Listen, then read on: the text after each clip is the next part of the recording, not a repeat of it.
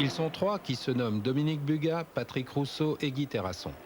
Leur métier les a amenés aux commandes de certains des avions de combat les plus modernes qui soient, et ainsi ils ont fait le tour de la légende du pilotage de pointe. Depuis 1988, ils ont décidé de retrouver le cadre noir des aviateurs, qu'on peut résumer ainsi: biplan, voltige, patrouille. Leur voyage est une sorte de plongée dans l'espace-temps. Dominique Bugat. Les gens qui sont dans la patrouille sont des anciens pilotes de chasse. Ce sont des gens qui ont fait de la patrouille serrée pendant 15 ans, voire 20 ans. La patrouille serrée, c'est quelque chose qui s'acquiert difficilement. Mais quand on l'a, on diminue les risques par 100, par 1000 au bout de 5-10 ans. Il ne reste plus grand risque, parce que d'abord, on vole dans le même sens. Et puis, tu peux être dans le même sens. À partir du moment où on est formé à ça, on peut être à 50 cm d'un avion sans aucun problème, hein, quelle que soit la figure que tu fais. Bon, là, on a introduit dans le show des figures qui sont un peu plus complexes, comme le renversement en patrouille serrée. On le faisait à 2 en patrouille serrée, on le fait à 3, on est un peu plus écarté, parce que bon, ça prend quand même de risques. Hein. Mais ces figures-là,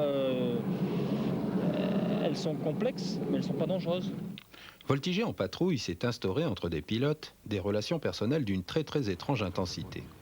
Des relations dans lesquelles il est impossible de tricher avec les autres ou avec soi-même. C'est choisir volontairement de vivre dans la vérité. Patrick Rousseau. Il faut savoir que lorsqu'on fait une patrouille aérienne, au moins pour les équipiers, puisque le leader, lui, gère sa patrouille au niveau énergétique et puis chaud aérien, c'est-à-dire que c'est un petit peu le chef d'orchestre. Les équipiers, eux, pendant tout le temps qu'ils sont dans l'aile de leur leader, ne voit absolument pas ce qui se passe, c'est-à-dire qu'on n'a aucun point de repère. Le seul point de repère qu'on ait, c'est l'aile et la tête du leader. Et éventuellement les échanges radio ou gestuels qu'on a avec le leader. Ça, c'est le seul point relationnel avec son leader. Sur les plans de repère sol, on n'en a pas. C'est-à-dire qu'on ne voit pas ce qui se passe, on ressent les choses, c'est-à-dire on voit à peu près dans quelle position on est, parce que ça c'est avec l'habitude, le show on connaît chaque phase. Mais je dirais que là, la confiance totale du leader, on doit l'avoir à tout moment. C'est-à-dire qu'à la limite, en raisonnant par l'absurde, il y a certaines phases de vol où si le leader se plante, on doit se planter avec lui. Il y a des hommes qui vont au bout de leurs rêves. Après avoir fait le tour du ciel, celui-ci est parti sur un voilier pour explorer la mer. Mais un jour, le vieux copain a appelé au téléphone, Guy Terrasson. Et moi, je pensais au début, quand Dominique m'a contacté, je lui ai dit carrément que ça faisait 8 ans que je n'avais pas touché à un manche d'avion. Et je pensais que ce serait impossible de me remettre dans le bain. Et en fait, je me suis aperçu que c'est comme la bicyclette, l'avion, ça s'oublie pas. Bon, après, il m'a fallu travailler beaucoup plus qu'eux, puisqu'ils étaient déjà arrivés à un niveau sur Pitts qu'il a fallu que j'atteigne. On est parti pour le renversement. On monte le pied, top. On tourne, on descend. Ressources, fumée coupée, top. On est parti pour le renversement. On monte le pied, top. On tourne, on descend. Ressources, fumée coupée, top. Cet avion-là, c'est une prothèse à voler. Il est américain, originaire de Floride, et reste le seul biplan encore construit en série de nos jours. Biplan donc, biplace, 200 chevaux dans le nez, le Pitts S2 est un avion qui rend heureux ses pilotes, car il n'est qu'un jeu de gouverne surpuissante, accroché à un gros moteur, avec un aviateur ficelé entre les ailes. Pas seulement un pilote, attention, un aviateur.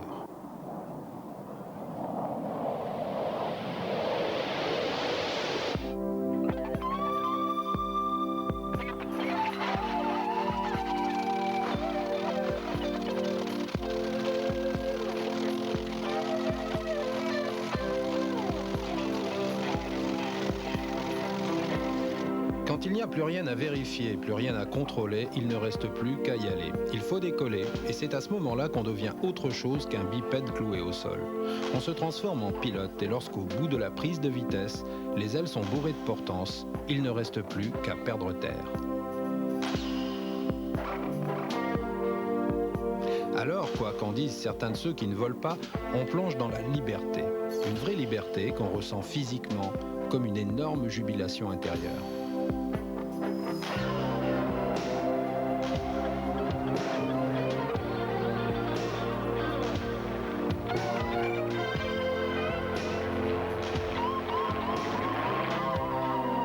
Le pilote se fixe ses propres limites, qui sont contenues à l'intérieur des lois de la physique, de la mécanique du vol et de l'art des constructeurs d'avions.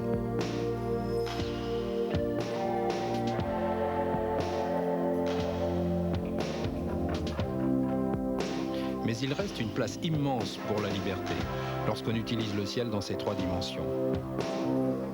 On peut y faire des choses qu'aucun patineur ne fera jamais. On peut y danser des ballets auxquels aucun danseur étoile n'a jamais rêvé. Et dans la tête des pilotes jouent alors des mélodies qui sont plus loin que la musique.